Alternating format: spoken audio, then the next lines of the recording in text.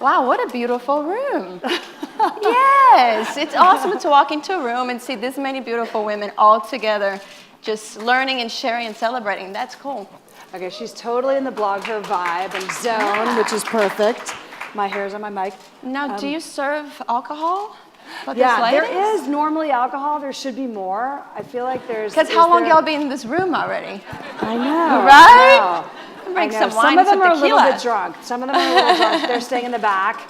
I was told my mic doesn't work that well. Is my mic working okay, you guys back there? Okay, awesome. Well, so we're just going to kick it off by asking Camila a bit about her incredible work in both building a company and also advancing wellness for families around the country. Maybe we'll start with Yummy Spoonfuls, because taking a passion and bringing it towards a purpose and a real scaled company is something that is, I think, very close to all of our hearts as content creators and entrepreneurs in the room. So tell us about how your journey. Yeah, well, you know, it's like you say, turning a passion into a business is not an easy thing, as a lot of you guys are, you know, either doing it or trying to do it or have done successfully. It takes a lot. So for everything that I do, it has to have a purpose behind it, period. Otherwise, I'm just, what's the point really to do it for me personally, okay? So I'll share 3 things, right? So I do a lot in my life, but 3 things that are my main, you know, like purpose to go for it and really try to make it really successful and work really hard at it is, one is the Just Keep Living Foundation, which it's a passion that me and my husband had for help kids to prevent them from getting in trouble, prevent them from being something that we have to cure later. So we do our charity there. And that was, you know, it took us a lot of years to create a program that it's now a plug and play, right? Every school can have it. We do it's after school programs. We're across the country, and it's very successful. Works really, really good. It's really like heartwarming to see how great it is for the, you know, the fact that we're doing this kids' lives.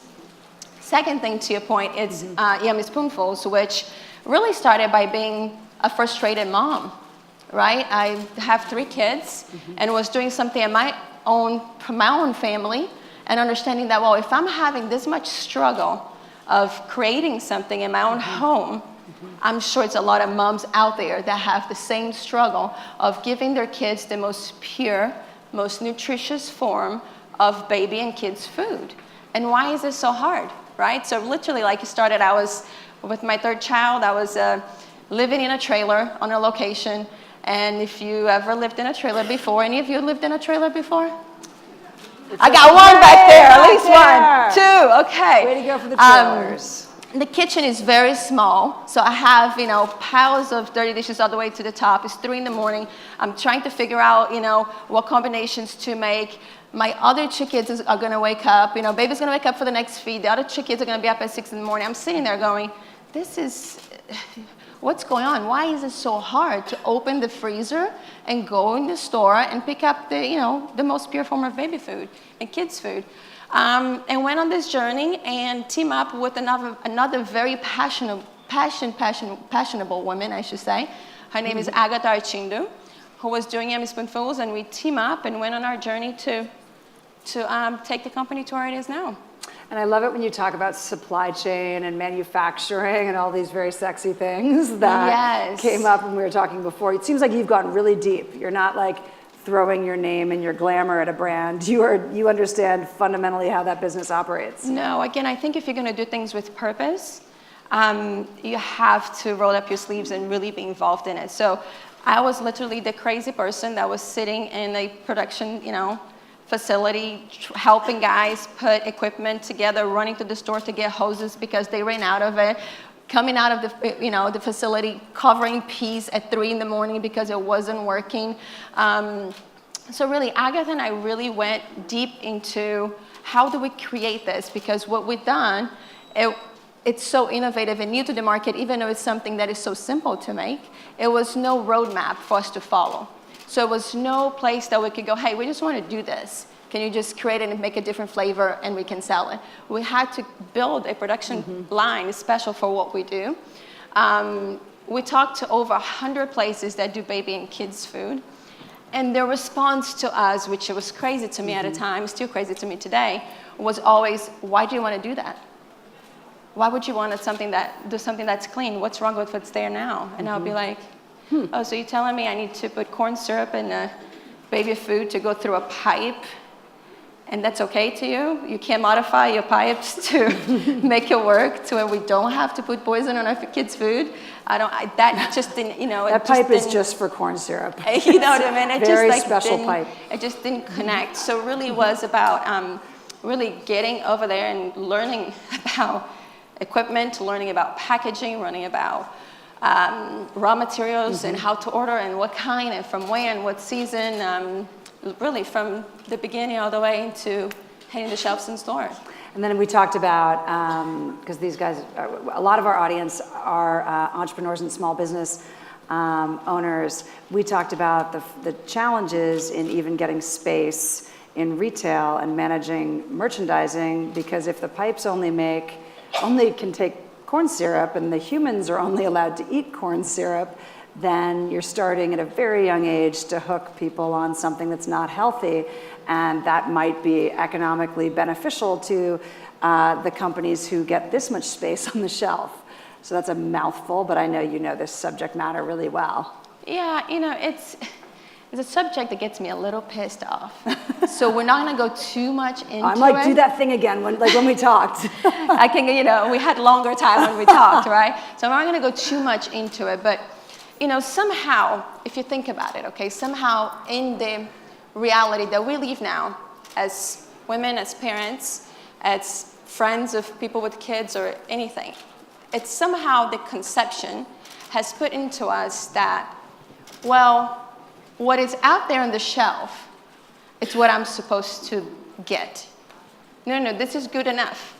And, well, I want to do something different. I want to provide something better for my kids. I want to provide something better for myself, but it's not really options over there, right? Well, if you're in business, like most of you are here, you understand that trickles down from the top, down to the store level, but really the power, it's on you guys. You dictate what goes on the shelves or not, like, period. So the reality is, at the end of the day, all companies are looking at their numbers. That's their only way to survive. That's the only way they can make a product. That's the only way they can keep making it, is selling it and bringing new things. So the reality is, if you keep buying the bad stuff, then what's going to happen? Then the store, the big corporations, the big stores are going, well, this is selling the most. I'm going to give them double of the space. And then if they get double of the space, they keep putting crap into the food that we're getting, because they're getting it, making it for really cheap and doing however you want it because we're buying it. So that chain just continues over and over and over. So the reality is that we as consumers, we need to compromise. And the reality is that we have to look ourselves in the mirror as, how much am I willing to compromise? Am I willing to compromise a little bit more than a little bit, or a lot? How much change do we really want, right? So the power, it's really on you guys. And if everybody's willing to compromise a little bit and actually support the companies that are trying to do the right thing and help them spread the word and actually buy their products and use the products and be part of that movement, then guess what? In a little bit, everybody's going to have to catch up with. It's just no way around it. But it's something that, because everybody goes, oh, well, the big corporations are doing this, you know what I mean? But really the reality is that we're giving them the power to do so. And I loved when you talked to me about this on the phone, because the idea of consumer activism, I think, is really one that we focus on in our BlogHer community quite a bit, that we sometimes are paying, sometimes we are voting with our wallets, sometimes we are choosing healthier options, and we have to go to greater lengths to find them because they're not in ubiquity stores. And I think that we do have that power, and the women and men in this room are focused on health and on wellness, and how do we do better. None of us are going to check every box, but I love what you're doing for that reason. It's true, and the reality is, The better numbers those smaller companies have, or the companies that are doing right, forget their size, just the companies that are doing right, they're doing the right thing, then the cheaper they can make the product. So if they sell more, they're going to buy more raw materials, their prices are going to be lower, they'll be able to provide something that is going to be more accessible for the people that can't afford to buy everything organic, that can't afford to buy everything that is super expensive, right? So it's really a big responsibility that we have allowed ourselves to get there. And don't take me wrong, I'm not about like, we have to be 100% pure, we have to be this way or that way. In a lot of things I am, but all I'm asking is for us to be honest with ourselves and for companies to be honest as well, because I'm kind of tired of the bullshit. I don't know about you guys. Yes. But I'm kind of tired of the bullshit of, a little bit of that. you know, like seriously, like it shouldn't take us 3 times longer to go to the store because it's false advertising front, side, and you got to get to the back panel and read the ingredient panel of every single thing when you go to the store, because you don't know anymore. Is it natural? Is it fresh? Is it organic? Is it, what does that really mean? It's like every week you go to the store, it's a new word out there, and you're like, oh, let me, new shiny object, right? So the reality is, let's stop the bullshit. What's in the ingredient panel is in the ingredient panel. And if I choose to have a treat, or if I choose to have something bad, then it's my decision, and then I can choose when to be good, when to be bad, right? Yes, I think the secrets and lies are what we're done with in this health space, and that making health mainstream and accessible is something that helps all of us, because again, you don't want to put up 7 hurdles to buying the right product. And if only the pipes would serve something other than corn syrup, which I think, to your point, volume will push that pressure. The more people buy, the more product is going to be manufactured, and the shelves will stock, and eventually the pipes will change. Exactly. And the reality is, you know, I've met with a lot of the major retail organizations in the country, right? And I have a lot of meetings with those folks, and the reality is they are open to make the change. They are wanting to make the change. But at the end of the day, those buyers, they need to, their job, they need to report numbers. So at the end of the day, if they're taking a risk to take new brands and new companies, but they're not performing, then their job, it's, you know, doesn't work. So then it's not a good thing for anybody around. So, but they're open to do it, which is a really, really good thing. Awesome. Well, so we're going to move a little bit into, I love the fact that your narrative starts with sort of early nutrition and moves up to your philanthropic work, where you're providing after-school programs for Title I schools and enabling a greater, sort of more nourishing experience up a little further along in a life stage. And it does feel like it's all sort of providing a continuous opportunity for humans to be a little better off, a little healthier, and to do it in a way that is not handing it direct, that's changing habits, that's changing behaviors. Absolutely. I think that's very, very cool. So awesome. Thank you for that. That's very good for the world and society. And I totally can't tell if I'm over or under on time. We're definitely I'm way over. We're definitely way the heck over. Okay, cool. But I want to bring up something of do it. You know, just because I'm seeing this room and I can't walk out of this room without saying this, because I started this thing a few years ago, and it's a website called Women of Today. And the whole mission behind that site is I travel all over the world, and we live, you know, as a family, we live in all different places and countries and things. And one thing that I get to experience in other cultures, it's how amazing their community within women that they have. Right? And how families will cook together or share recipes or share things they learn, or if a kid gets sick and they're calling in and they're sharing this. It's like, it's amazing, a beautiful thing to see. And every time I come back to the United States, I'll be like, I don't have that here. Or my girlfriends are like, we try, but it doesn't really, you know, like we have some, but not really, you know what I mean? Yeah.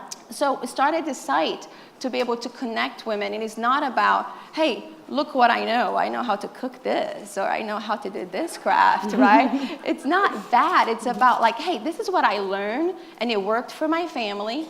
And then they share back, hey, I have this recipe, or I have this thing, and this worked for my family. And then I try with my family to make sure it works, because I don't like wasting anybody's time. So I try to make sure it works. And then we circle back within the community of the website, and we do all the newsletters and everything. So the reason I'm bringing this up is because everybody should go on the site and check it out. Yes, that is a major plug right here, right now. Do it. She's an entrepreneur. But the main reason why I'm saying this is because it's so refreshing to see a room like this of everybody and women being engaged, of learning and wanting to make changes and trying to create a community. So you're doing a great job. Thank you, Bev. Let's say the URL for your site one more time so everyone can go there. So it's, thank you for that. Check it out. So it's womenoftoday.com.